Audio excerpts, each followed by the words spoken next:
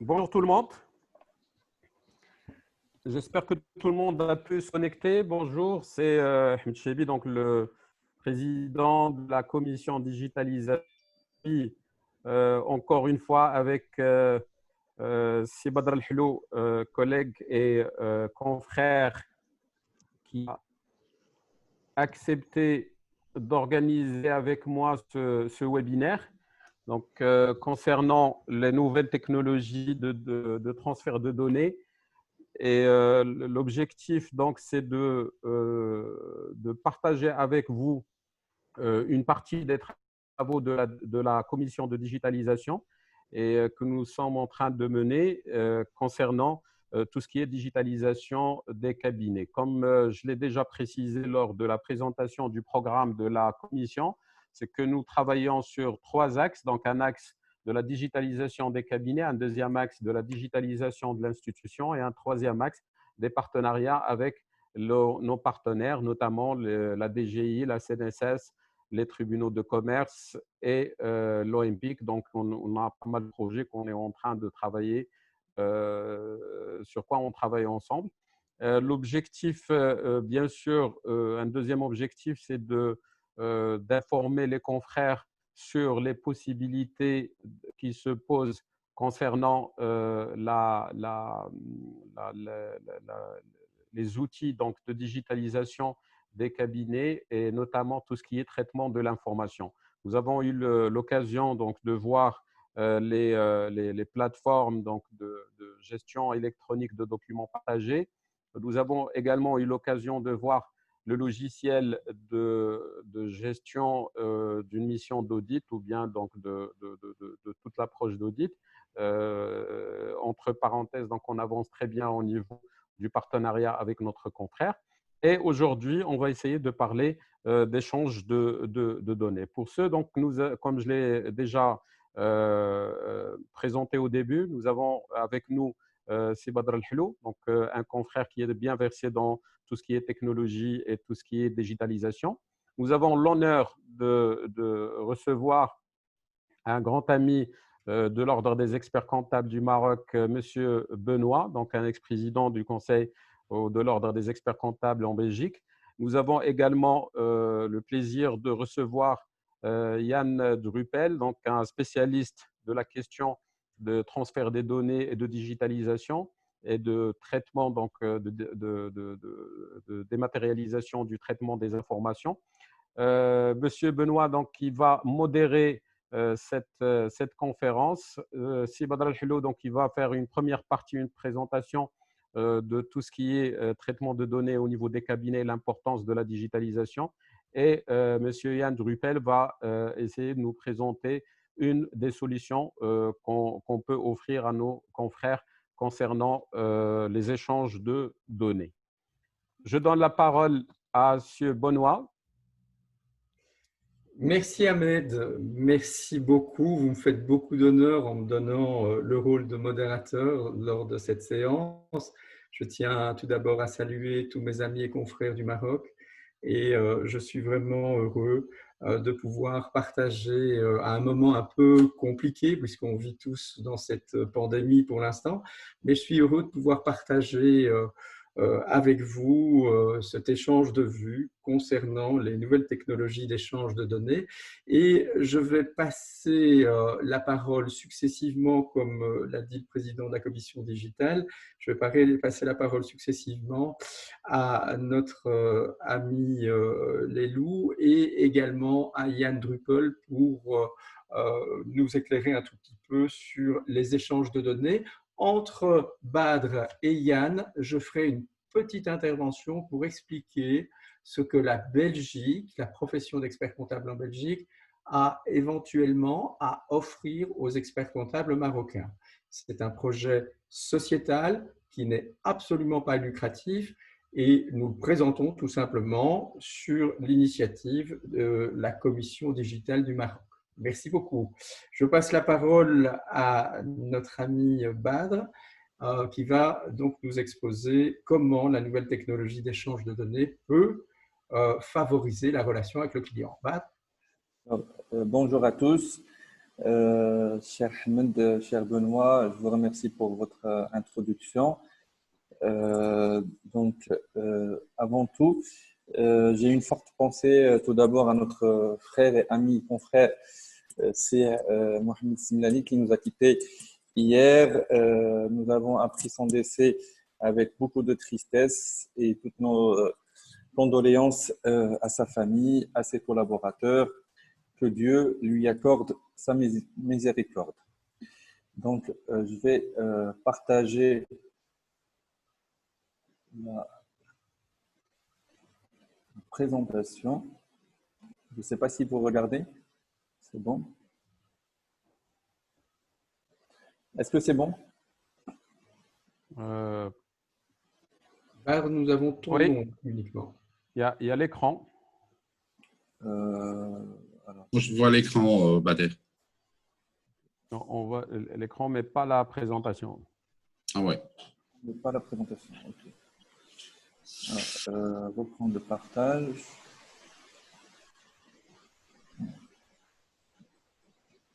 Là, nous voyons notre ami Yann. Est-ce que là, c'est bon? Parfait. Ouais. Parfait. Ouais, c'est bon, parfait. C'est bon. Je vais essayer de faire avec l'animation. Je ne sais pas si c'est possible. Est-ce que c'est bon avec l'animation? Très bien. Très bien. Bon. Très bien, parfait, parfait. Donc, alors, le thème de cette présentation est les nouvelles technologies d'échange de données, une opportunité pour l'amélioration des relations clients. Donc, en fait, on connaît tous en fait aujourd'hui que les nouvelles technologies, ils ont apporté beaucoup de choses dans tous les secteurs d'activité. Et ils apportent toujours. Et en fait, notre profession, elle est également touchée par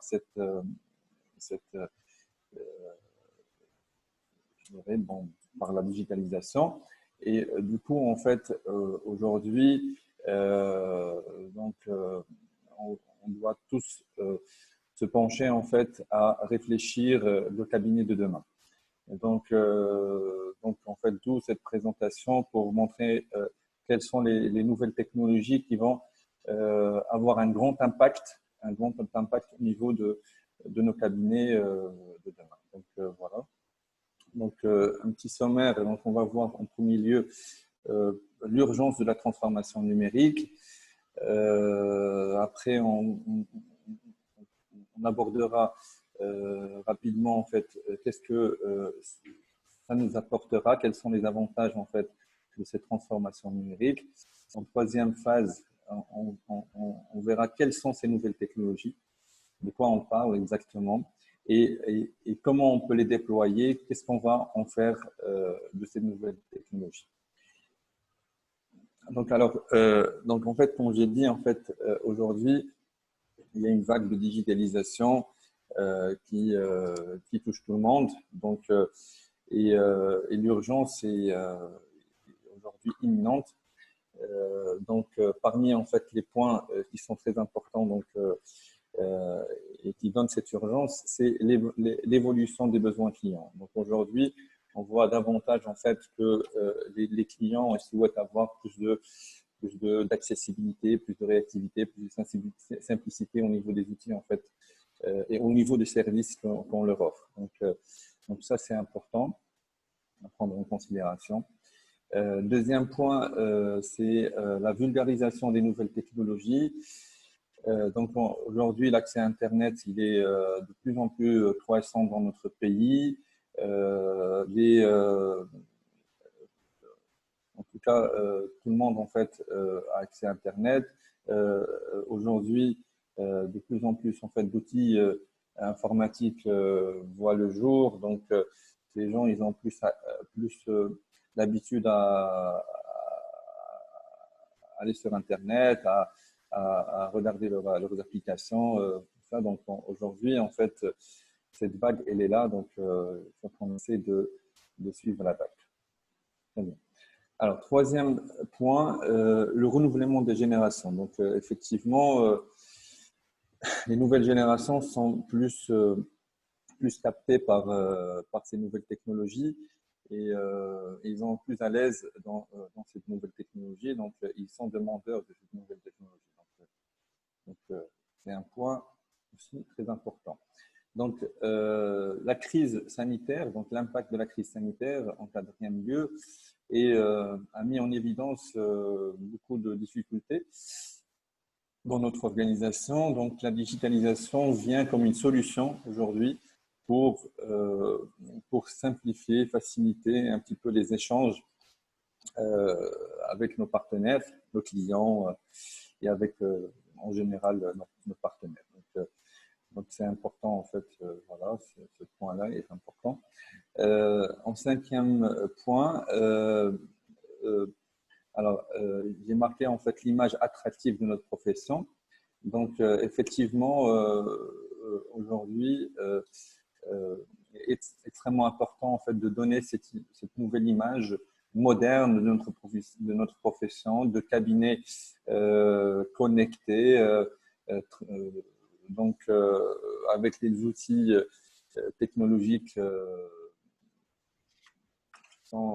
qui sont connectés. Donc c'est extrêmement important pour l'image aussi bien de notre profession que pour l'image du cabinet. Donc ça c'est. Donc maintenant en fait, une fois que nous avons connu en fait l'urgence, il y a en fait aujourd'hui une urgence dans la mise en place d'une transformation digitale de nos cabinets. Il y a lieu en fait de connaître en fait aujourd'hui quels sont les avantages de cette transformation digitale. Qu'est-ce que ça va nous permettre de réaliser? Alors, première chose, premier point, déjà la diminution des erreurs et des retards.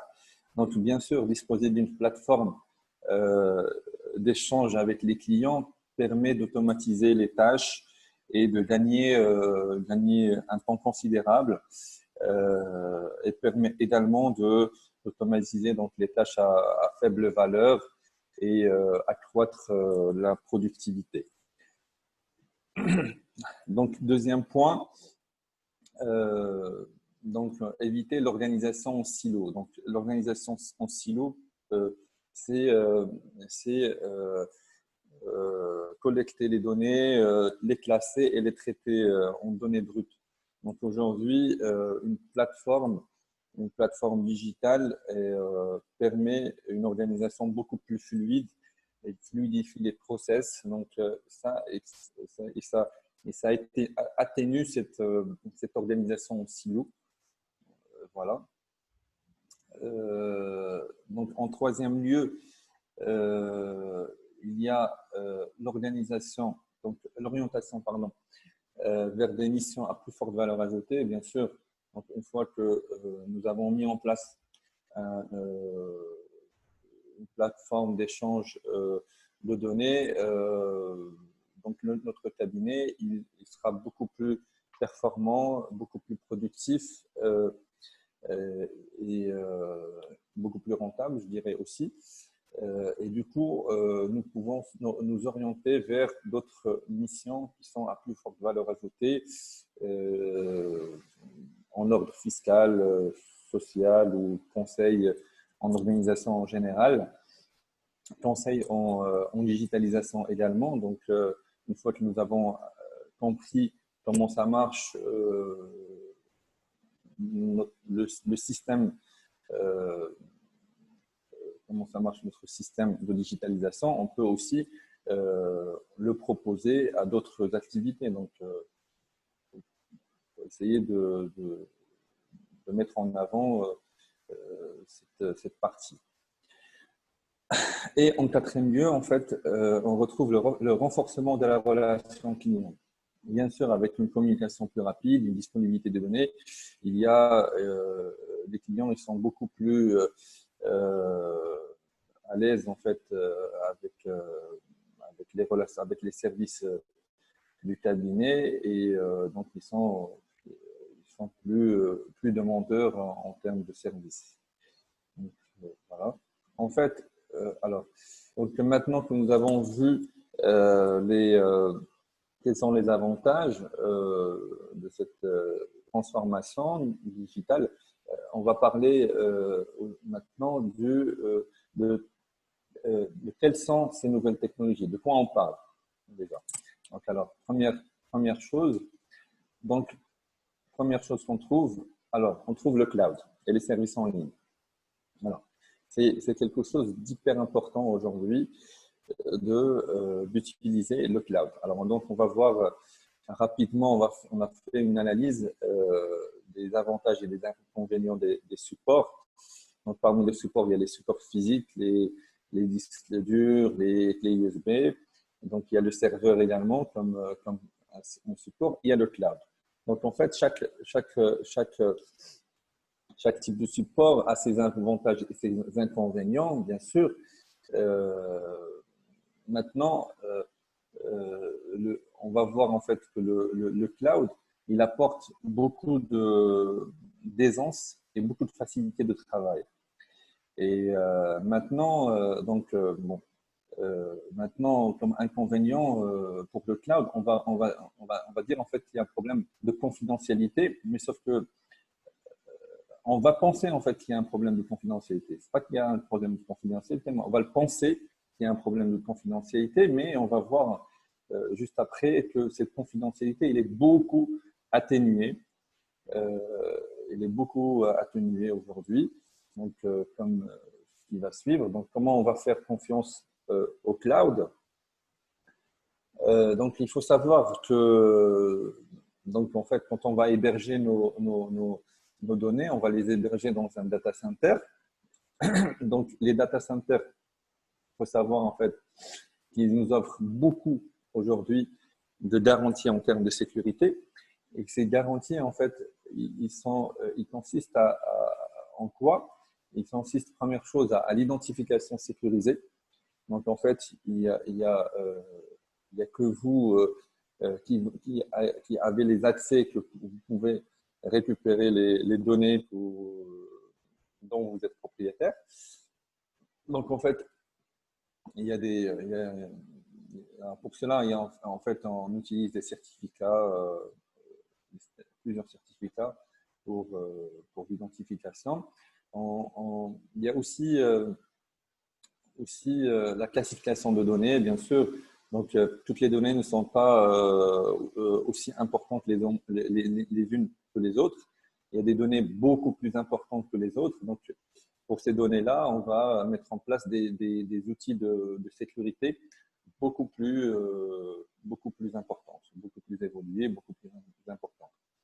Et en troisième lieu, on va retrouver le cryptage et la duplication des données.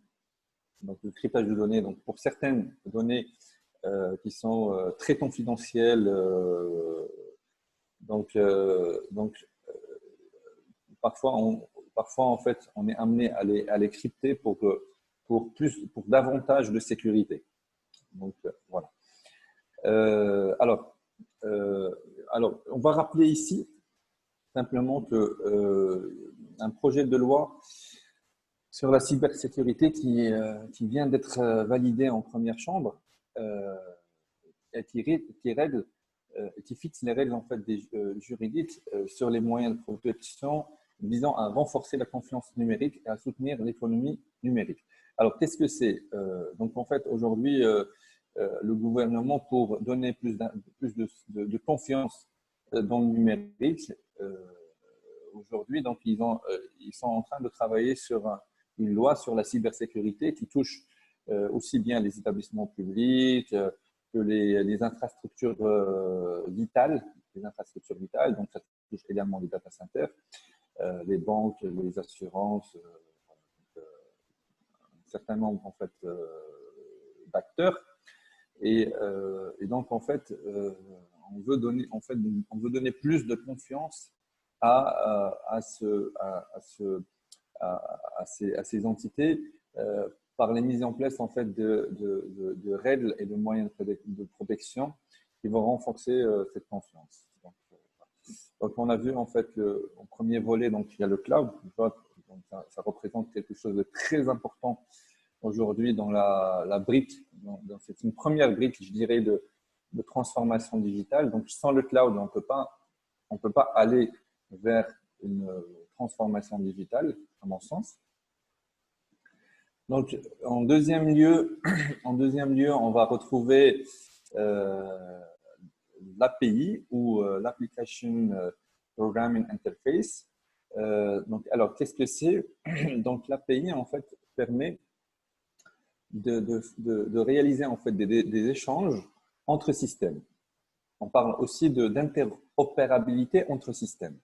C'est le fait en fait de rendre disponibles des données ou des services ou des fonctionnalités à d'autres applications qui les utilisent. Donc en fait, on va retrouver les API partout aujourd'hui.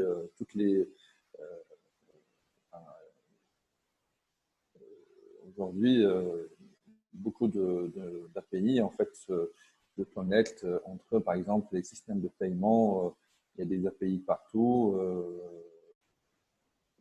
Donc, de grosses entreprises, ils mettent en place leurs API pour connecter leur système. Donc aujourd'hui, on parle, les API sont, l'API en tout cas, il est devenu vulgarisé, très utilisé en tout cas. Il a quand même une certaine particularité. L'API, en fait, il permet en fait l'identification à travers ce qu'on appelle en fait la clé API ou l'API Key, l'identification du système auquel il fait appel aux données ou aux services de l'application, de la première application.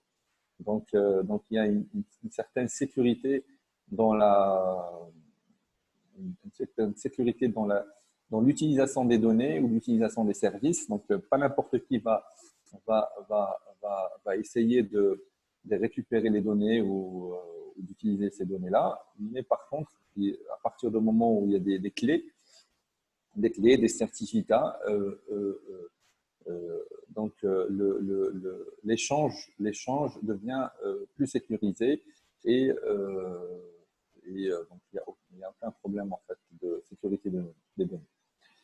Donc, en troisième lieu, donc on voit la facture électronique. Alors, qu'est-ce que c'est la facture électronique?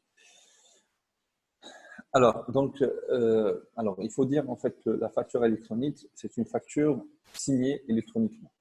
Alors, il y a un autre type de facture électronique, mais c'est un fichier électronique de type de facture. Ce n'est pas la même chose. Aujourd'hui, on n'en est pas encore là. En Europe, ils ont mis en place un fichier électronique de facture pour transmettre les données de facture d'un système à un autre. C'est pas ça, mais aujourd'hui, déjà la facture électronique, signée électroniquement, donne un avantage très, très important. Alors, qu'est-ce que c'est la facture signée électroniquement? Donc, pour signer une facture, signer un document, par exemple, on va parler signature électronique. Pour signer un document, il faut d'abord en fait qu'on ait une identité numérique. Que la personne morale ou la personne physique, elle est une identité numérique. Et qui va donner cette identité numérique? C'est une autorité de certification. Donc aujourd'hui, comme on est tous la seule autorité de certification où on appelle ici avec le langage de la loi marocaine 5305 le prestataire de services de certification électronique. Donc, c'est Walid Maghreb. Mais aujourd'hui, on est limité parce que on parle que de la signature électronique de classe 3 ou sécurisée qui a la même valeur juridique qu'une légalisation. Et qui n'est pas en fait, je dirais, approprié à la facture électronique. Par contre, donc, ce qu'il faut savoir aujourd'hui, c'est que il y a un gros chantier qui est en train de se mettre en place pour vulgariser la signature électronique. Et il y a des choses, des choses en fait qui vont arriver dans les prochains mois, les prochaines années en tout cas. pour essayer de vulgariser cette facture électronique, pardon, la signature électronique d'abord et en deuxième lieu, donc la facture électronique. Donc, il faut savoir que, par exemple, aujourd'hui en Tunisie, la facture électronique, elle est en place. Elle a été mise en place par une autorité de certification locale et aujourd'hui, les entreprises ont la possibilité d'avoir une identité numérique. Donc, l'identité numérique, en fait, consiste en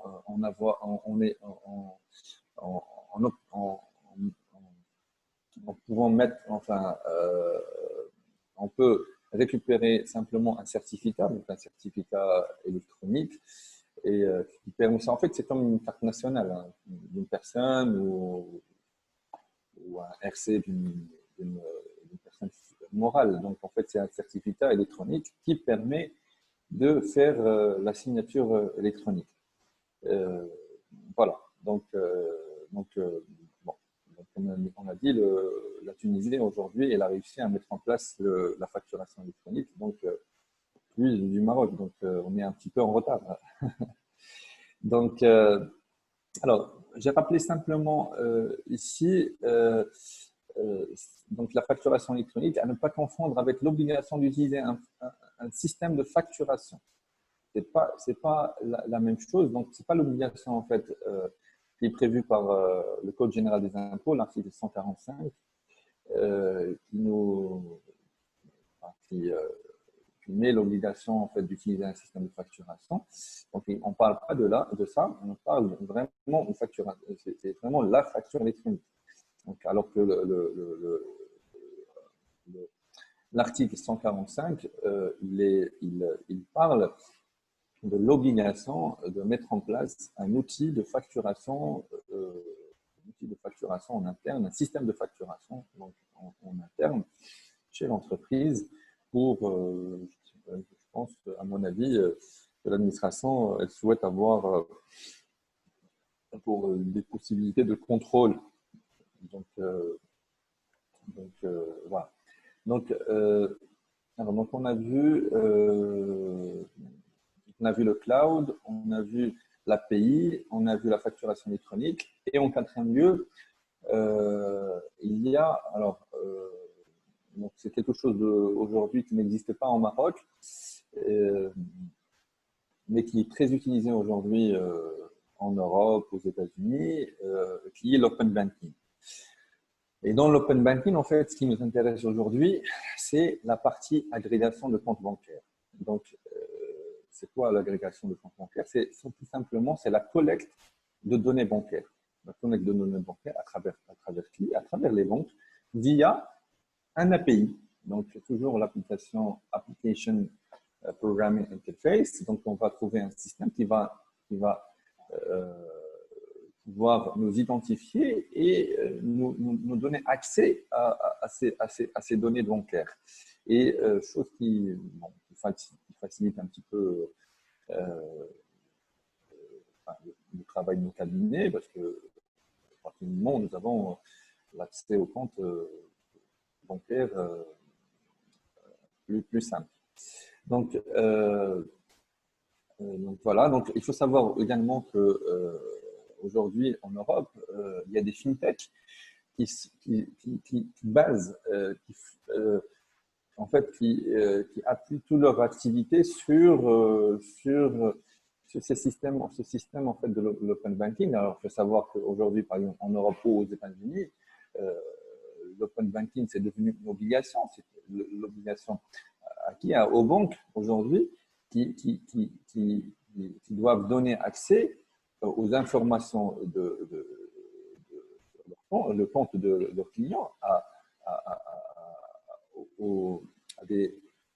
d'autres banques ou à des entités qui sont je dirais autorisées par le régulateur. Et donc, en fait, on a bâti tout un panel de produits et de services autour de l'open banking.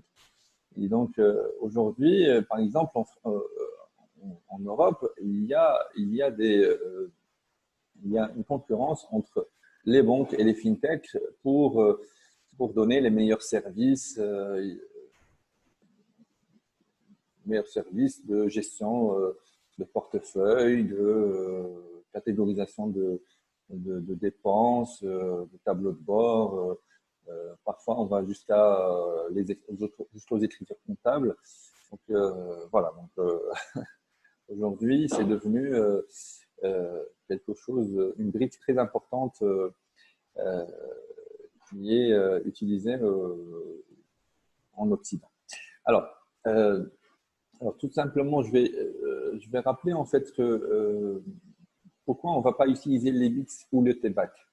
Alors, l'EBITS et le TBAC, qui sont des solutions d'échange bancaire qui fonctionnent très bien, mais en fait, tout simplement, ils sont lourds. Ce sont des solutions qui sont lourdes à mettre en place. Il y a des boîtiers à mettre en place, il y a des lignes à mettre en place avec la banque pour pouvoir réaliser les bits, par exemple, mettre en place les bits, et qui restent en fait relativement chers. Donc c'est pour ça en fait qu'ils sont, à mon avis, inappropriés pour notre profession et notre activité. Donc on a vu en fait maintenant les quatre nouvelles technologies, je dirais, qui vont peut-être révolutionner, à mon avis, notre activité et notre profession. Donc, alors, qu'est-ce qu'on va pouvoir en faire?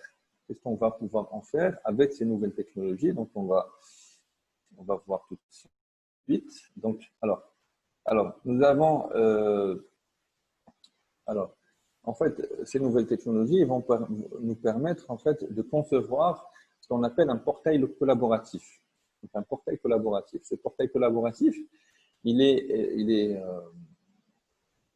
va nous donner en fait beaucoup d'avantages.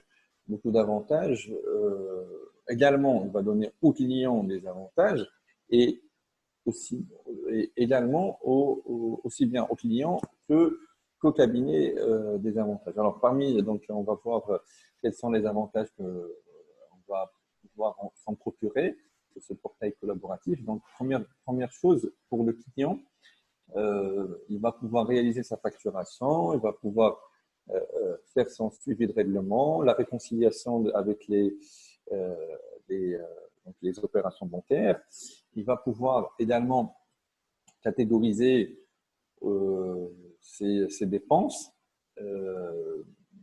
et peut-être même avec une machine learning, le système va pouvoir catégoriser les dépenses d'une façon automatique. Donc, c'est des choses qui vont faciliter un petit peu le travail chez le client. Et donc, en dernier lieu, il y a également la gestion des dépenses, la gestion des notes de frais, tous ces éléments-là. Donc, le client va pouvoir les réaliser tout en étant connecté avec le cabinet. Donc, on va voir avec la mise en place d'un API avec le cabinet, avec le logiciel comptable d'un cabinet. Par exemple, on va faire la collecte de documents. Donc, on va faire la collecte de documents, on va faire la collecte également des opérations comptables réalisées, des lettrages, des rapprochements bancaires. Tous ces éléments-là vont pouvoir être traduits au niveau de notre logiciel comptable. Et donc, on va tout de suite imaginer le gain en termes de temps et en termes de rentabilité pour le cabinet. Bader, je me permets d'intervenir au niveau du timing. On doit faire un petit peu attention. D'accord? Oui, donc j'ai presque fini. Oui. Merci. Merci. Non, très bien. Donc, donc, on a vu en fait pour la collecte de documents chez le cabinet. Il y a également en fait, on peut prévoir un système de validation des déclarations fiscales à travers un canal de communication. Il est peut-être prévu également un système de gestion électronique de documents pour conserver les documents comptables, aussi bien chez le client que chez le cabinet. Donc, en dernier lieu, donc, le client il a un guichet, finalement, un guichet virtuel unique qui lui permet aussi bien de réaliser sa gestion d'activité que de communiquer avec son cabinet, tout en ayant en fait un dashboard ou des tableaux de bord de gestion. Voilà, des tableaux de bord de gestion. Très bien. Donc, voilà. Alors, maintenant, en fait, une fois que le portail collaboratif, on envisage le réaliser, il faut faire attention à quelque chose. Donc, la protection de données à caractère personnel est quelque chose de très important à ne pas omettre. Et donc, parce que, comme vous le savez, c'est des données personnelles qu'on va héberger en cloud, donc on va devoir gérer. Donc, il va falloir mettre en place toute une organisation derrière pour être conforme à la loi 0809 et à la loi 0809, très bien, de la protection des données personnelles, à caractère personnel. Donc, voilà, donc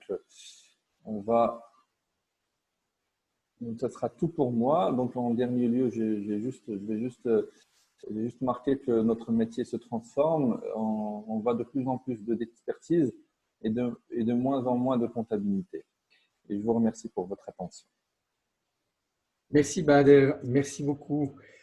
Nous allons dans un instant passer la parole à Yann qui va vous expliquer comment, au travers d'une plateforme collaborative, l'Institut des experts comptables et des conseillers fiscaux en Belgique essaie de mettre à disposition de la communauté internationale des experts comptables justement, je dirais, une application pratique de plateforme collaborative qui permet de respecter à la fois les éléments de sécurité que nous a souligné Bader, les avantages d'une facturation électronique. Alors, il ne faut pas se tromper.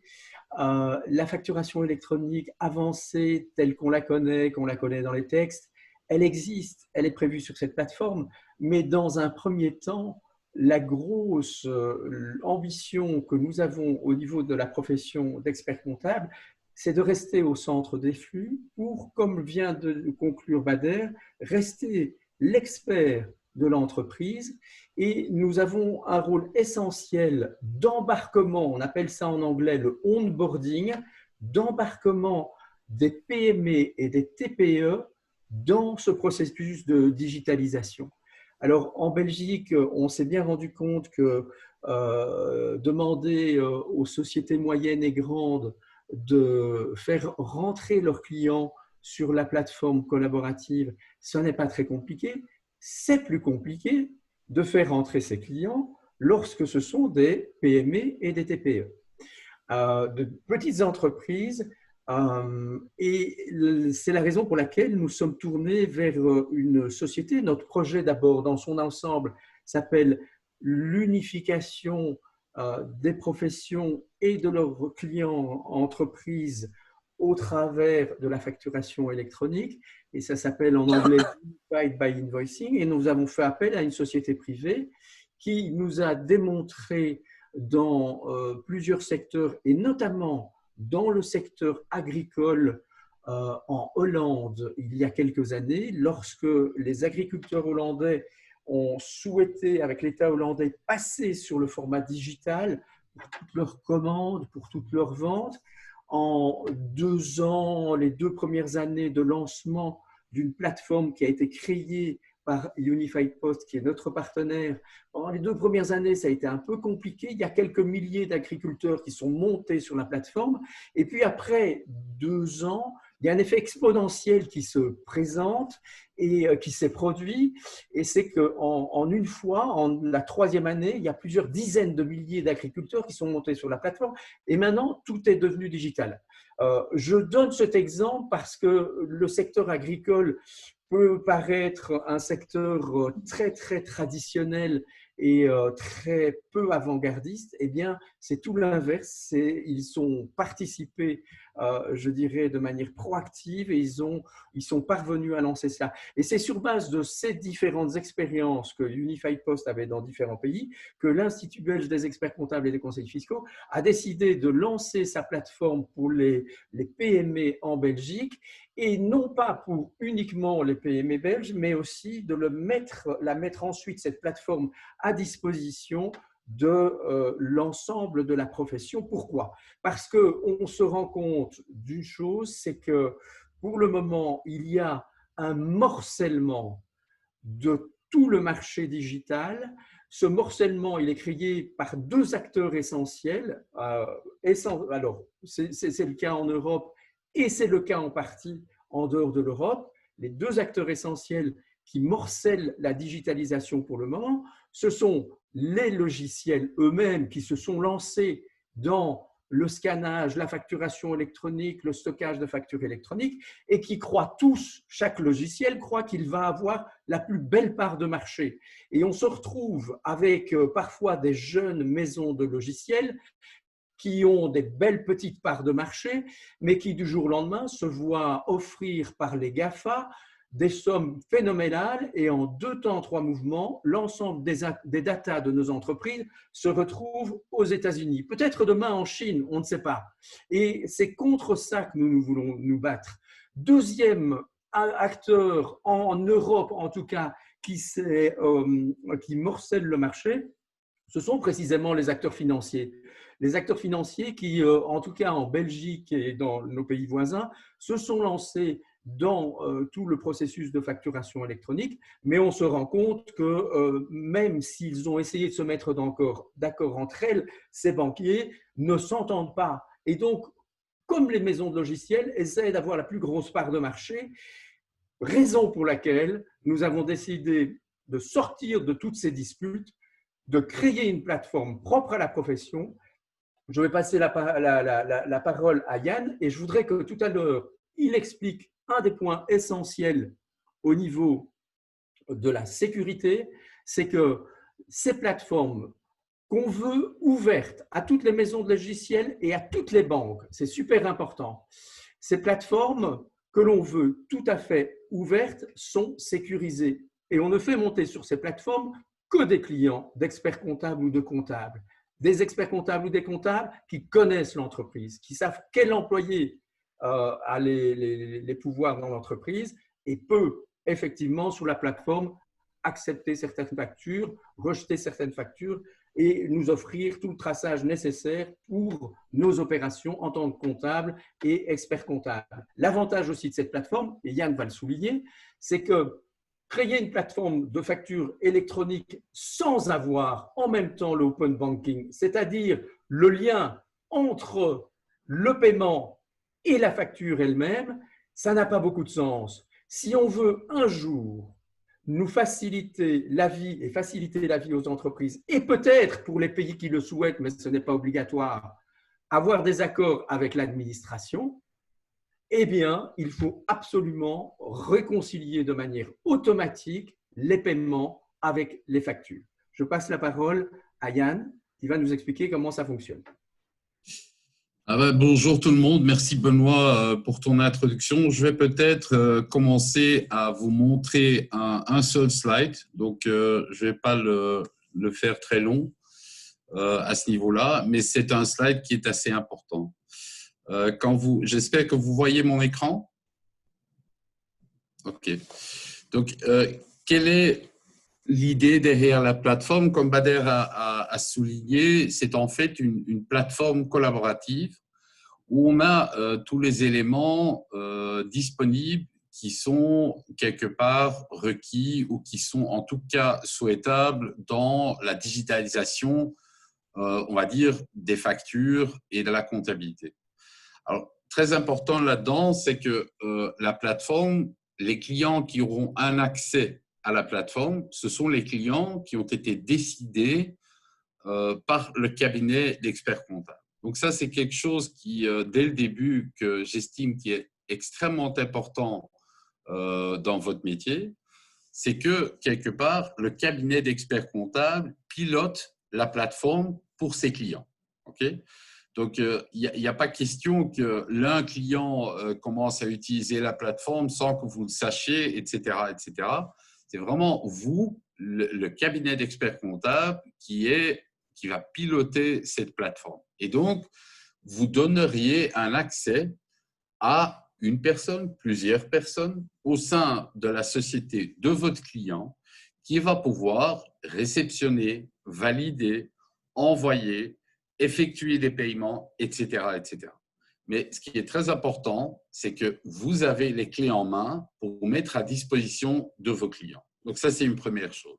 Deuxième chose, et ça, c'est, je crois, aussi quelque chose qui est très important au niveau de l'ordre des experts comptables au Maroc, dans votre pays, c'est que l'accès à pouvoir donner des accès à ses clients est quelque part validé par l'ordre. Okay? Donc, il est hors de question, en Belgique, par exemple, si un cabinet d'experts comptables demande accès pour ses clients à la plateforme, c'est l'ordre qui doit valider que, bien évidemment, ce cabinet peut avoir un accès à la plateforme. Donc, il y a vraiment un contrôle et c'est important.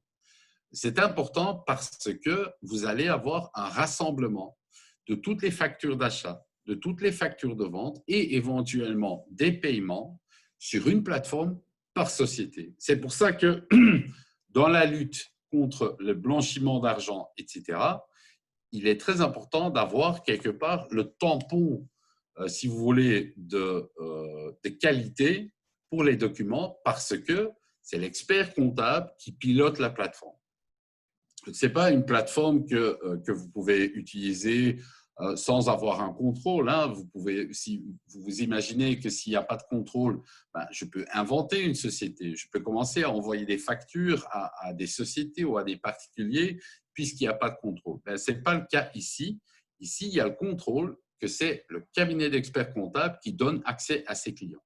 Et bien évidemment, vous n'avez pas donné un accès à quelqu'un que vous ne connaissez pas, dont vous ne faites pas la comptabilité, etc. Donc, l'aspect de contrôle est hyper important, non seulement pour l'utilisation de la plateforme, mais aussi, c'est très important pour le résultat de tous ces mouvements sur la plateforme. Ce sont tous des mouvements qui ont été validés. Alors, qu'est-ce qu'on peut faire avec la précision fort importante, l'Institut L'Ordre n'a pas accès aux informations clients et ne sait pas quel client. Vous recevez une espèce de chambre sur la plateforme et l'Institut contrôle si c'est un expert comptable qui fait rentrer des clients, mais n'a pas connaissance du détail.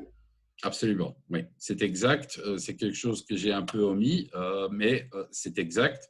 C'est l'ordre national qui va valider que les personnes qui sont experts comptables sont bien experts comptables reconnus, mais ils n'ont pas accès aux détails des factures qui ont été traitées par la plateforme. Alors, qu'est-ce qui est très important dans cette plateforme? C'est que vous donnez quelque chose, vous donnez un outil à votre client qui rassemble la totalité de son administration. Donc, le client peut faire, et c'est pour ça c'est très important, on ne parle pas que de factures électroniques, on parle d'un outil qui va permettre à gérer toutes ces factures. Aussi des factures qui sont des factures papier, aussi des factures qui à la base sont des factures PDF, aussi bien que des factures électroniques. Hein. Donc, il y a vraiment c'est une plateforme qui permet toutes ces factures, quelle que soit l'origine, de les communiquer immédiatement et de manière structurée avec son cabinet d'experts comptables. Et vous, comme cabinet, vous allez réceptionner toutes les factures, aussi bien les ventes que les achats, de tous vos clients de manière structurée. Je vais vous montrer ça plus tard dans la présentation. Mais donc, c'est un outil qui est destiné vraiment pour la gestion de toutes les factures.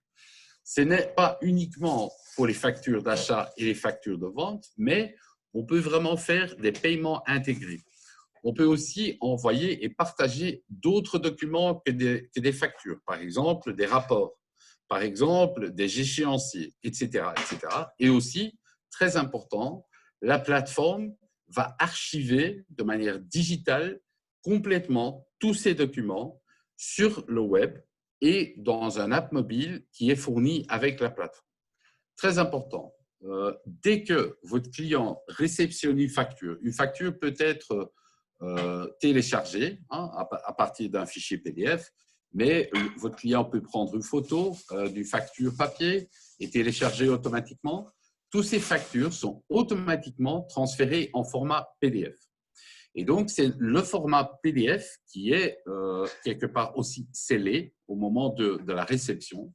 Le document est scellé, il y a un tampon qui va indiquer la date et l'heure de la réception du document. Et il sera automatiquement archivé sur la plateforme. Automatiquement archivé pendant la durée légale d'archivage selon le pays, selon votre pays. Et donc, comme ça, on peut réceptionner les factures et on peut bien évidemment aussi envoyer des factures. Toutes ces factures, des factures d'achat qui sont réceptionnées et des factures de vente qui sont envoyées chez les clients seront automatiquement mises à disposition du cabinet comptable qui traite le dossier. Alors, c'est un peu ce slide-là, tous ces aspects que j'ai essayé de résumer dans un seul slide. Mais donc, votre client, il a un accès 24 heures sur 7, 7 jours sur 7, pardon, de toutes ces factures. Il a toujours son archive digitale de tous ces documents qu'il a envoyés à son expert comptable, tous ces documents que son expert comptable lui a mis à disposition, etc.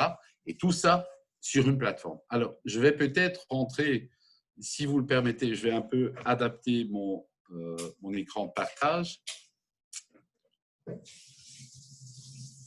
Je vais retourner ici et je vais redémarrer le partage. Voilà. Donc, je pense que vous pouvez voir mon écran. Donc, ici, c'est le tableau de bord, quelque part, du logiciel B2Box. Et vous allez voir, si vous voulez aller vous connecter, je vais un peu me déconnecter. Donc, le B2Box, vous vous connectez, vous avez une adresse mail, vous avez un mot de passe, vous vous connectez et vous devez vous imaginer que vous êtes votre client maintenant. Vous avez un tableau de bord qui représente les factures d'achat à payer, les factures de vente à percevoir. Vous avez un montant, un indicateur du nombre de factures. Vous avez un indicateur du montant des factures à payer, des factures à percevoir. Vous avez des graphes, vous avez quelques éléments en bas, le top 5 des clients, top 5 des fournisseurs. C'est pas très simple. C'est pas très compliqué. C'est très simple à utiliser. Vous avez aussi, si vous avez les cas, bien évidemment, vous avez la notion du multidossier. Si vous avez une seule personne qui traite ou qui a plusieurs sociétés, il peut bien évidemment changer d'une société vers une autre. Je vous le montre ici. Voilà, je me suis déjà connecté sur la plateforme et je change de société en société selon mes accès, bien évidemment, que j'ai dans le dossier. Alors, il est bien évidemment aussi possible d'avoir plusieurs utilisateurs par dossier. Donc, vous pouvez avoir le cas qu'il y a des collaborateurs administratifs au sein d'une société. Vous pouvez en avoir plusieurs. Vous êtes illimité comme client d'avoir des utilisateurs sur la plateforme. Alors, il y a tout un paramétrage qui peut se faire. Je ne vais pas rentrer dans le sujet maintenant. Je crois que ce sera peut-être pour une autre session, mais il faut savoir que la plateforme se paramètre très facilement. Vous avez, par exemple, la gestion de l'entreprise, la gestion des utilisateurs. Imaginez-vous que vous avez plusieurs utilisateurs. Pas tous les utilisateurs ont forcément les mêmes droits d'utilisation de la plateforme. Et donc, vous pouvez dire par utilisateur, cet utilisateur-là, il peut visualiser et réceptionner et valider des factures d'achat, il peut envoyer des factures de vente ou pas, il peut rentrer dans l'administration de l'entreprise, etc. Donc, vous avez toute une gestion de paramètres, non seulement, bien évidemment, des utilisateurs, mais par exemple aussi des paramètres au niveau des factures d'achat. Comment est-ce qu'on peut réceptionner des factures d'achat? Qui doit approuver la réception? est-ce qu'il faut une approbation du fournisseur, etc. Tous des paramètres qui sont bien évidemment disponibles pour les utilisateurs de la plateforme. Alors, on va rentrer dans le sujet des factures d'achat. Donc, je vous ai dit que vous avez toutes les factures d'achat. Je vais prendre un exemple ici. Donc, c'est une facture d'achat. Ce sont des données de test. Hein, donc, ne vous inquiétez pas, ce n'est pas du live. Hein, ce ne sont pas des factures réelles. Mais vous avez ici des factures d'achat. Vous voyez ici les informations. Il y a une petite loupe qui vous permet d'agrandir certaines zones. Et vous avez ici aussi tout ce qu'on appelle les métadonnées du document.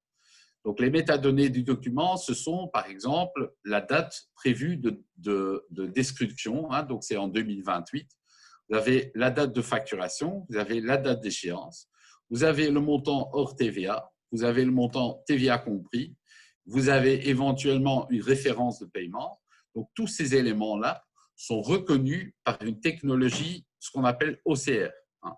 Donc, le Optical Character Recognition, c'est le scanning qui va sortir tous les éléments de la facture papier ou la facture PDF qui sont nécessaires pour générer un fichier de manière structurée XML. Alors, pourquoi on génère de manière structurée? Pour vous faciliter l'importation au niveau de la comptabilité par après, bien évidemment. Okay? Donc, tous ces factures sont traduits en format digitalisé. Donc, ici, j'ai une facture. Je vais retourner à mon overview. Donc, ici, c'est une autre facture. Hein. C'est une autre facture. C'est aussi un format PDF qui est derrière. Vous allez voir que, bien évidemment, les informations que vous trouvez ici, c'est une facture de 24,18 €. Bien évidemment, tout ça est traduit. Okay? Si maintenant, je reçois une nouvelle facture, je vais un peu faire la démonstration de ça. Donc, j'ai une facture que j'ai reçue, peu importe de quelle manière. Imaginons qu'on a reçu une facture par email. Je vais sélectionner la facture, peu importe laquelle, hein, je prends n'importe quelle facture. Le document a été téléchargé et c'est maintenant que le service OCR va commencer à traiter le document. Okay? On va y revenir après. Ce que vous allez voir ici, c'est qu'il y a des documents qui sont déjà échus, il y a un document qui est en traitement, il y a un document qui est à accepter. Hein. Donc, on le voit ici, c'est un document qui a été traduit par le service OCR. Il s'agit d'une facture de 242 € avec 42 € de TVA. Ça a bien été traduit. La seule chose que moi, comme utilisateur, que je dois faire, c'est accepter, oui ou non, le document. Okay? Je vais accepter mon document et automatiquement, avec l'acceptation, vous allez voir que le document est maintenant pris en compte et vous allez voir que aussi, il est transmis à mon expert comptable. Donc, c'est quelque chose qui se fait full automatiquement. Du moment que je reçois un document et que j'accepte le document, après le traitement OCR, automatiquement, ce document est transmis à mon expert comptable. Ça veut dire quoi? Ça veut dire que vous ne devez pas attendre comme expert comptable pour pouvoir traiter les factures de vos clients jusqu'à la fin du trimestre ou jusqu'à la fin d'une période de déclaration de TVA. Vous allez réceptionner toutes ces factures du moment de l'acceptation par votre client. Et il est très important aussi, je vous le montre ici, que vous avez l'historique de chaque document.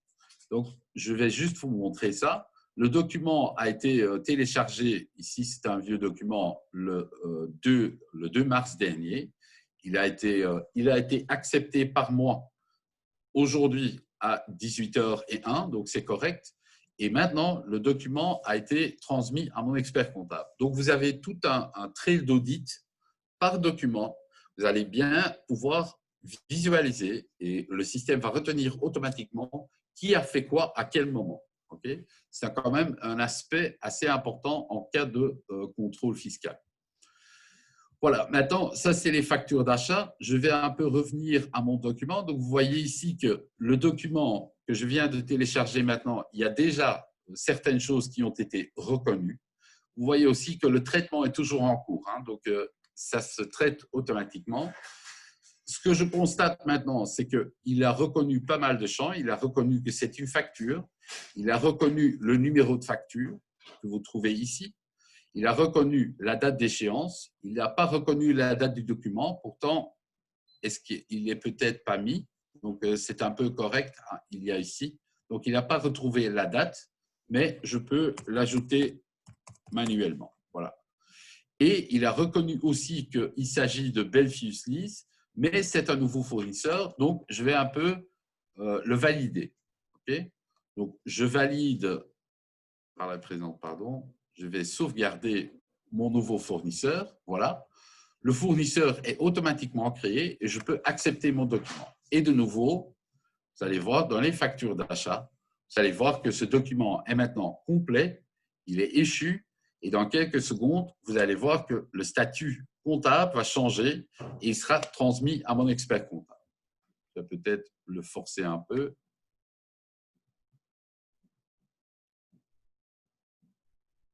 Voilà. Vous voyez que le document est maintenant transmis à mon expert comptable. Donc, c'est vraiment comme ça qu'on peut traiter les factures d'achat qui sont réceptionnées ou qui sont téléchargées, peu importe. Vous avez la même chose? Oui, vas-y Benoît, pardon. Je crois que c'est important de recadrer ça dans la toute petite entreprise et la PME. On a dans la pratique les professionnels qui utilisent ce système de deux manières différentes, où leur client parvient à faire tout ce que tu nous as démontré. Et souvent, l'expert comptable va lui-même paramétrer ce qu'il peut faire et qui peut faire et ne pas faire dans son entreprise. Et donc, il va lui donner l'outil préparé et préfixé. Mais on a aussi toute une série de clients pour lesquels on continue à recevoir les boîtes de chaussures et c'est nous qui injectons, qui utilisons cette partie, si tu veux, si vous voulez, cette partie du logiciel qui normalement est destinée à l'entreprise. Et donc, on injecte tout là-dedans, tout est conservé là-dedans et transféré automatiquement vers le logiciel comptable où on va importer automatiquement le tout et le traiter en comptabilité. Tout à fait. Il y a plusieurs cas de figure, en effet, Benoît. Il y a plusieurs cas de figure. Donc, il y a des cabinets qui donnent quelque part un conseil ou qui donnent des conseils à mettre en place ce genre de système chez leurs clients. Il y a aussi des très petites sociétés qui disent « Moi, je ne vais pas m'occuper de tout ça, donc faites ça pour moi ». Et entre-temps, bien évidemment, on peut faire des pas vers la digitalisation parce que, bien évidemment, il n'y a rien qui interdit ou qui interdit l'expert comptable à donner une adresse email qui est liée à la boîte Bill2Box, aux fournisseurs de leurs clients, etc. Donc, vous pouvez aller par petit pas dans la digitalisation de client par client. Et bien évidemment, l'un client n'est pas l'autre. Hein. Donc, il y a des clients qui sont déjà loin dans la digitalisation. Il y a des clients, il y aura sans doute des clients comme en Belgique et dans tous les autres pays qui sont encore loin du digital. Ben, vous pouvez vraiment faire un cas de figure client par client. Donc, la plateforme a été conçue pour ça. Et il ne faut pas rougir dans tous les pays que l'on aborde pour le moment, que ce soit en France, en Allemagne, on se rend compte vraiment, ou même dans d'autres plus petits pays, on se rend compte vraiment que la digitalisation de la facture dans l'entreprise PME est vraiment très faible actuellement et que nous allons, dans les années qui viennent, passer en tant qu'expert comptable, on a cette opportunité de transformer progressivement. On ne va pas avoir du jour au lendemain des factures digitales avancées tout de suite. On va passer par ce système de PDF, d'OCR, etc.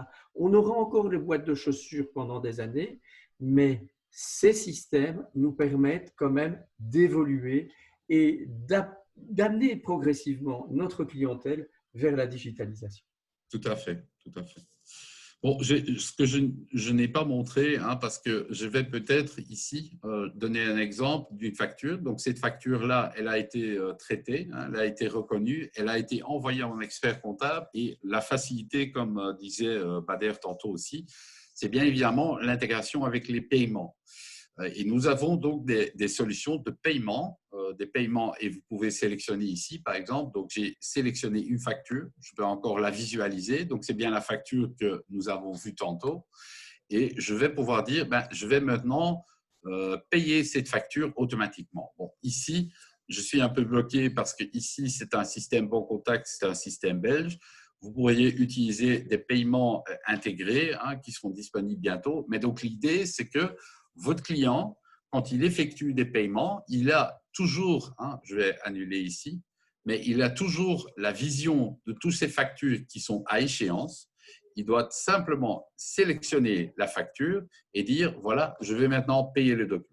Donc, c'est vraiment très facile. Ici, il y a un IBAN du compte fournisseur qui est manquant. Bon, c'est évident qu'on ne peut pas payer le fournisseur si je n'ai pas le code IBAN, mais si je clique dessus, voilà, je peux tout simplement rajouter le code IBAN de notre fournisseur.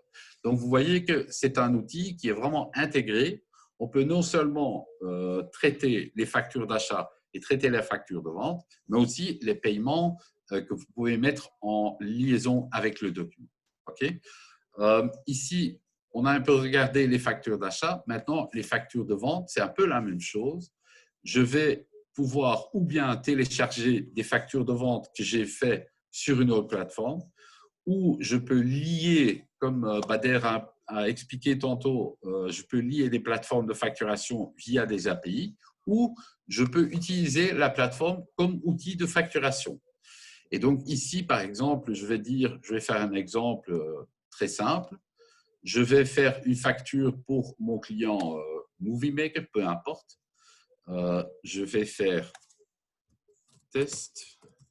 Je vais dire 11 exemplaires de 25 €, peu importe, ça n'a pas beaucoup d'importance. Et je vais sauvegarder le document. Okay? Maintenant, pour mon client Movie Maker, je veux juste vous montrer quelque chose. Le document est maintenant dans l'état brouillon. Ça veut dire que le document est prêt, tout a été validé. Je vais un peu retourner dans le document même. Vous allez voir aussi que quand je vais envoyer une facture à Movie Maker, il sera livré par email à une personne, et c'est pour ça que j'utilise ce client-là. Je vais l'envoyer par email à jandruppel@unifiedpost.com. Je vais faire un petit message de test facture, voilà. Et c'est bien le document que je vous ai fait, donc test, 11 pièces, 25 €. Donc, c'est bien le document que je viens de créer. OK? Maintenant, je vais envoyer le document pour livraison. OK? Donc, j'ai fait une facture. Vous avez vu, c'est vraiment extrêmement simple. Quand je retourne ici, le système va m'afficher que j'ai fait une facture à mon client. Je vais un peu retourner dans l'historique. Et le document a été envoyé à jandruppel@unifiedpost.com. Okay? Donc, c'est le document. Comme vous vous rappelez, j'ai mis un peu un commentaire. Donc, j'ai fait test facture. Maintenant, ce document a été envoyé. Vous allez voir que ici, il y a plein de choses qui se font. On crée, le document est partagé avec les services de paiement parce que j'avais demandé d'envoyer un bouton de paiement. Et je viens de réceptionner un email. On va un peu regarder dans ma boîte email. Mais ça, je ne suis pas sûr. Vous pouvez visualiser ça ou pas? Vous voyez ça à l'écran? Non. Je vais peut-être… Oui, c'est bon. Je crois qu'il est important de souligner ici, voilà, tout ce qui s'est passé depuis 2 minutes, tout ça est répertorié. Tout ça est sur la plateforme. Je vais peut-être juste redémarrer.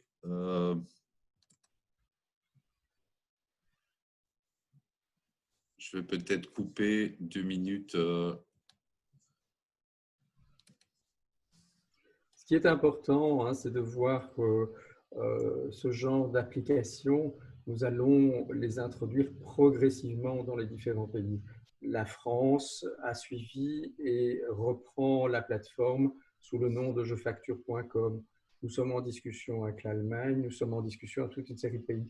Et dans chaque pays, nous avons évidemment à tenir compte des particularités. Lorsque nous avons discuté récemment avec la commission digitale, avec M. Chabi et Larnou, on s'est rendu compte qu'au Maroc, il y a effectivement, je crois qu'il doit y avoir 4 grandes banques Je ne suis pas convaincu que ces grandes banques aient eu l'ambition d'offrir des systèmes de facturation électronique. Je ne sais pas si elles veulent, je dirais, envahir le marché.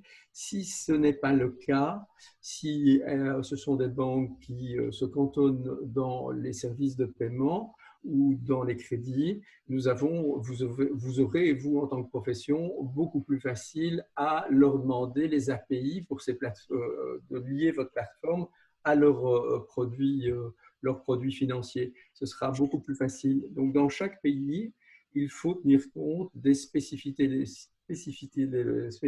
locales pour essayer de mettre en place la plateforme et la coupler le plus possible avec les logiciels. Je ne vous cache pas que dans beaucoup de pays, les maisons de logiciels rechignent souvent en tout cas encore pour l'instant, à donner leurs API. Et donc, il y a une œuvre de conviction à faire, et ça, on peut le faire au travers de la profession expert comptable. Yann, voilà. Donc, j'ai ici maintenant, c'est le mail qui a été envoyé automatiquement par la plateforme. Donc, il me signale, bon, c'est en anglais parce que moi, comme client, je suis anglais sur la plateforme, mais je peux visualiser la facture. Donc, c'est bien la facture que j'ai fait, que je me suis envoyé. Donc, c'est bien la facture que je vous montre ici. Ici, vous avez aussi, j'ai envoyé un bouton de paiement ensemble avec la facture. Si mon client le reçoit, il peut cliquer sur un bouton et automatiquement être dirigé vers la plateforme de paiement qui sont permis par la plateforme dans le pays. Et donc, il y a un setup qui peut se faire. Donc, je peux dire, par exemple, voilà, je vais utiliser BNP Paribas, je vais payer le document. Okay. Donc, mon client a maintenant payé ma facture. Si je retourne sur la plateforme, je vais un peu retourner sur la plateforme B2Box. Et je vais retourner sur mes factures de vente. Ma facture a déjà disparu. Pourquoi? Parce qu'elle a été envoyée chez mon client, elle est partagée avec mon expert comptable. Si je retourne maintenant dans la facture, c'est bien la facture que je vous ai faite tantôt. C'est envoyé chez Yann Ruppel.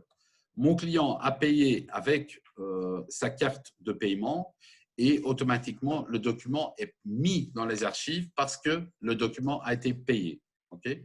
Donc, tous ces aspects sont full automatiques. Vous voyez ici que le bouton a été, le facture a été payé par le système, le système de paiement, et le document a été marqué comme payé automatiquement. Donc, il y a vraiment une intégration possible entre document et paiement, aussi bien au niveau des factures d'achat que les factures de vente. Alors, je vois que le temps est un peu limité, donc je vais vite parcourir certaines choses. Je vous ai dit aussi qu'en dehors des factures, il y a la possibilité de partager des documents avec mon cabinet d'experts comptables. Ce sont d'autres documents. Je vais visualiser un document ici. C'est un acte, par exemple, que je peux déplacer chez mon comptable, envoyer, je peux sauvegarder, je peux supprimer. J'ai une liste de mes clients, j'ai une liste de mes fournisseurs, évidemment aussi. Et donc, vous avez des apps, des activités. Ici, ce qui est quand même important, c'est que moi, vous comme expert comptable, vous pouvez paramétrer pour votre client comment vous voulez réceptionner. Et donc, il y a quelque chose qui est avec la plateforme. C'est un espace disque partagé avec vous. Donc, c'est le cabinet qui a un fichier sur un espace disque dans le cloud, comme disait Bader tantôt. Dans le cloud, vous avez un espace disque partagé. Je vais vous le montrer ici. Donc ici, j'utilise l'environnement, mais c'est l'environnement de Je Facture, donc c'est l'environnement français. Imaginez-vous que vous avez ici un document. Voilà, je vais accéder à un fichier et c'est le fichier de mon client Odilène avec un numéro de TVA. Et je vais pouvoir visualiser les documents que j'ai reçus.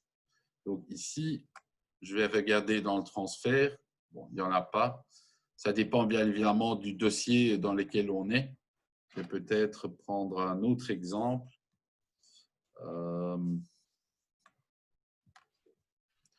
Ici, je rentre dans un autre dossier, mais vous avez une vue sur tous vos clients. Pas non plus. Vous voyez la facture, le jefacture.com, c'est le même. C'est exactement la même chose. Oui, c'est exactement la même chose, mais alors B2Box en France s'appelle différemment. Donc, il s'appelle Je facture. Bon, vous voyez ici que vous avez la totalité de tous les dossiers par dossier, et donc vous recevez les factures d'achat et les factures de vente séparément au travers de tous vos clients. Okay?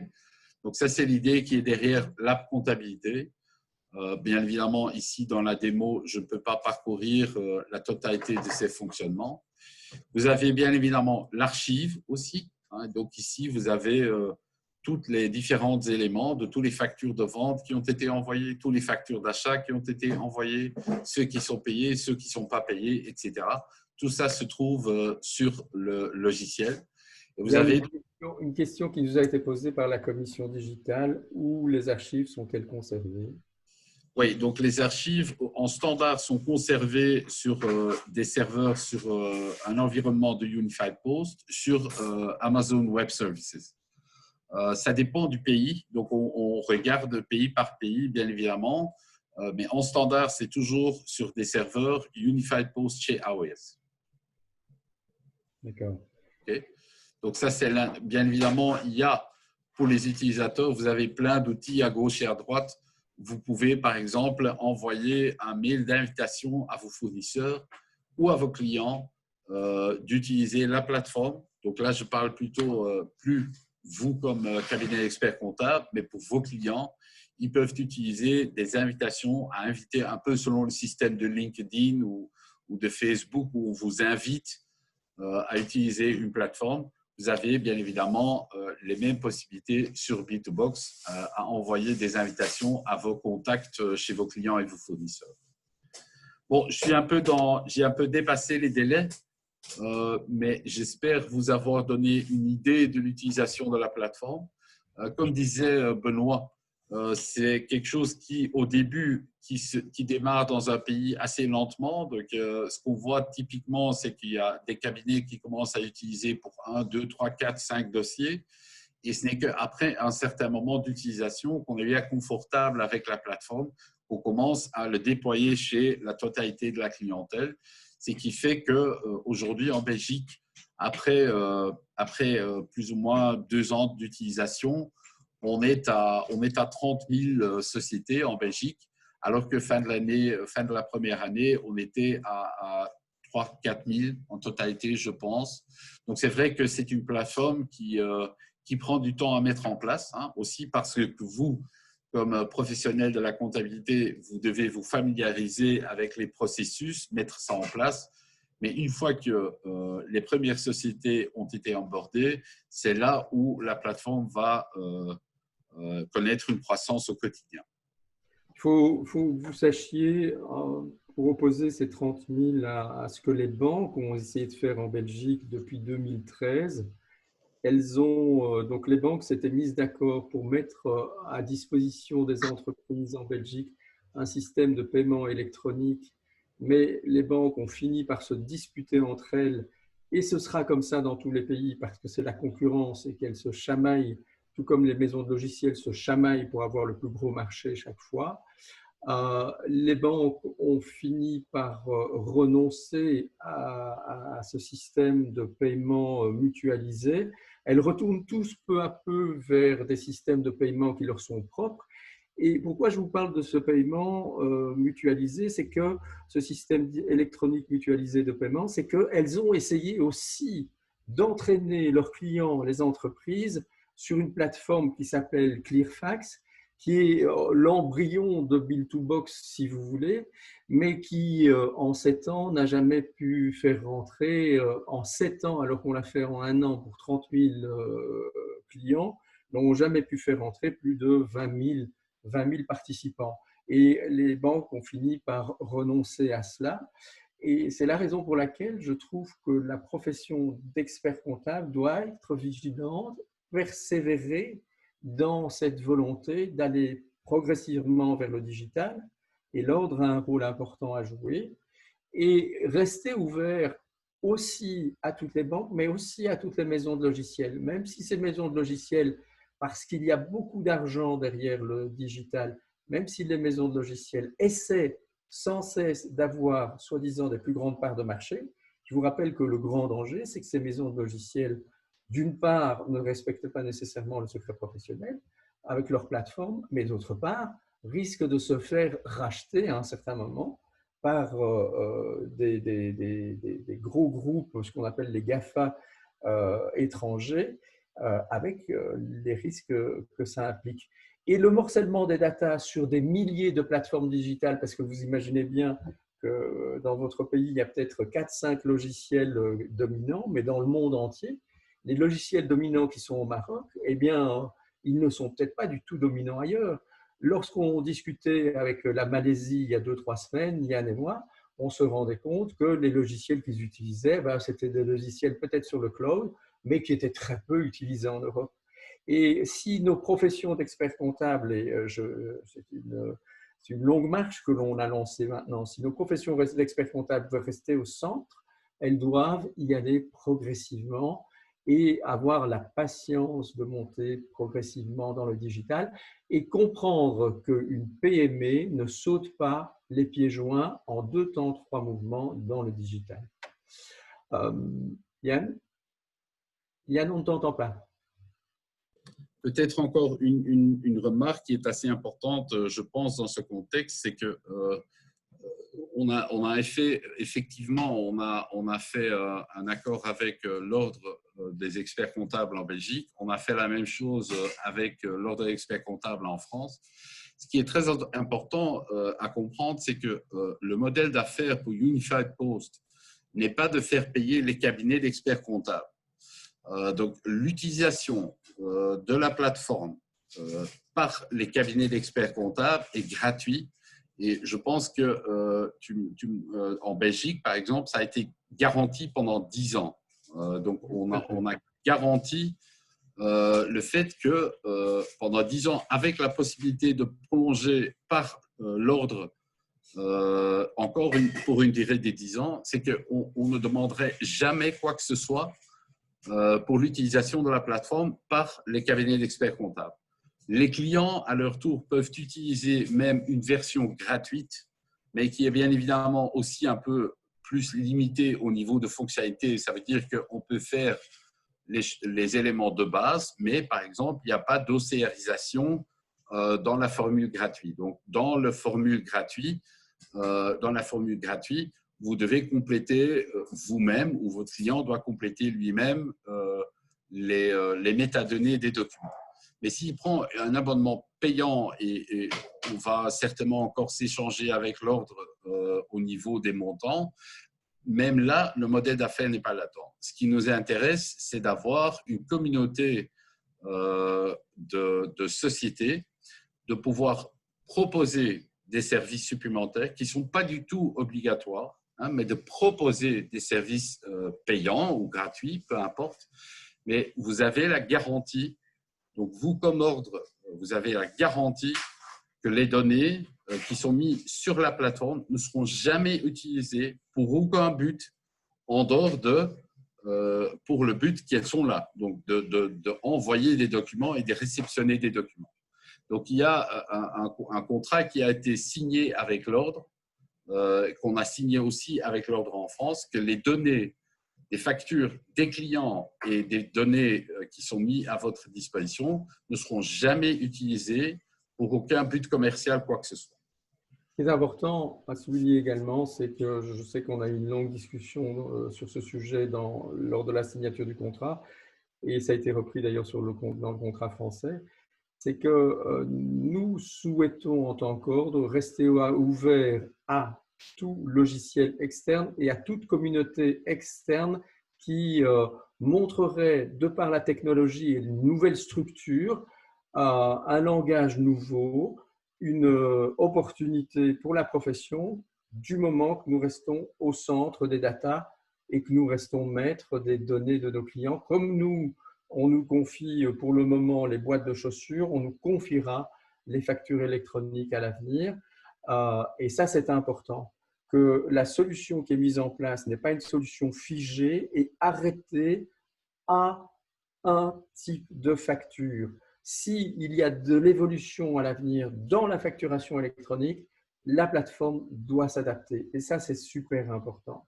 Et c'est important pour nos professionnels de pouvoir démontrer à leurs clients, aux banquiers des clients, ainsi qu'aux fournisseurs de logiciels de nos clients, que la plateforme qu'ils mettent en place dans les entreprises, c'est une plateforme ouverte, avec, comme le disait Bader tout à l'heure, elle offre toutes les API à toutes les maisons de logiciels qui voudraient s'y connecter. Et ça, c'est important. Ça, c'est très important. Je demande peut-être à Bader de revenir un instant. Bader, avant que nous puissions conclure, et à Ahmed également, peut-être de se remettre sur la scène avant de conclure, puisque je tiens à respecter le délai qui est imparti. 18h30, on a dit que je devais couper l'ordinateur. Peut-être un petit mot à Ahmed, très bien, à Bader, avant de conclure. Bien. Badr, si tu as un mot, parce que Oui. moi, Donc, j'allais simplement remercier nos chers intervenants, Benoît et Yann, pour leur présentation et pour leur dynamique à digitaliser la profession, de l'ensemble des pays d'ailleurs. Donc, c'est un projet intéressant. Donc, de toutes les façons, on va en discuter. Oui, bien sûr. C'est Voilà. un long process. Hein, c'est un long process, exactement. Et voilà. Je n'ai rien à dire d'autre. Très bien, très bien. Ahmed? Merci, Bader. Hein. Merci. Merci Badr, merci Benoît. Merci Yann pour ta présence. On est vraiment très content donc, de vous avoir parmi nous. Donc Badr, il a bien planté le décor, mais en voyant des choses concrètes, on comprend mieux et on comprend bien comment ça fonctionne et comment ça se passe. Et ça, c'est une très bonne chose pour nous, pour qu'on comprenne un petit peu l'importance, bien sûr, de cet échange de données. Et ça nous a permis également de voir un petit peu là où on est. C'est une sorte de benchmark, c'est une sorte de comparaison qui nous a permis aussi de voir un petit peu par rapport à ce qui se passe chez nous, par rapport à l'avancement que nous avons. Benoît, il a bien parlé tout à l'heure des échanges de données avec les banques. Je te confirme, c'est qu'il y a effectivement quelques banques qui sont un peu en avance et qui cherchent, mais franchement, on est en retard. Et comme tu l'as bien dit, les banques, pour le moment, ils se focalisent un petit peu sur leurs services bancaires et sur les crédits. Et par conséquent, donc, il y a du chemin à faire. On a quelques contacts, Badr, il est dedans, avec quelques banques qui sont un peu en avance par rapport à ce genre de solution. Mais franchement, avec ce que vous proposez, c'est-à-dire on peut faire un pas sans pour autant attendre à ce avoir un retour tout de suite avec nos banques. Ces questions, effectivement, ces questions de réglementation, comme l'a bien précisé Badr, il reste aussi un encadrement à faire au niveau législatif et attendre un moment, mais cela ne va pas nous empêcher d'avancer et d'aller un peu par rapport à ces solutions d'échange de données. Je remercie donc notre confrère Bas pour sa présentation donc, et nous a mis un peu dans le bain et nous a aussi il a attiré donc notre attention par rapport à l'importance donc, de ce genre de solution. Je remercie Yann, présentation. Merci beaucoup. Ça ne va pas être la dernière, donc certainement. Donc, on aura l'occasion de se revoir. Après, on aura une petite réunion avec les membres de la commission digitalisation. Donc, moi, j'ai préféré qu'on fasse cette première et garder donc la réunion restreinte avec la commission de digitalisation au même lieu.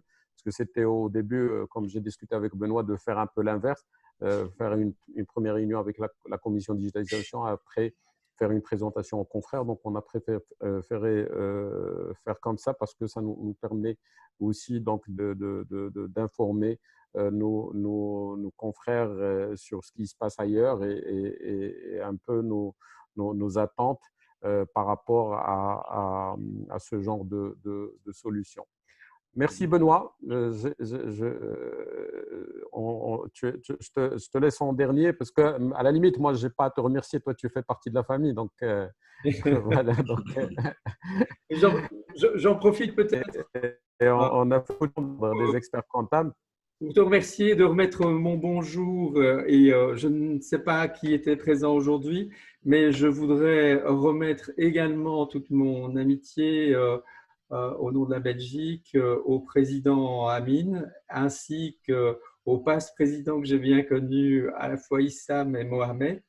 Et je vous dis à très bientôt. Et Yann et moi sommes toujours à votre disposition pour vous expliquer comment nous évoluons dans les autres pays. Demain, nous parlons au Portugal. La semaine prochaine, au début du mois de septembre, nous serons à Berlin pour vous donner un petit peu notre cheminement. Voilà. Très bien. Merci beaucoup. Et je rappelle que le Maroc est dans notre cœur, avant tout. À bientôt. Merci Benoît. À bientôt.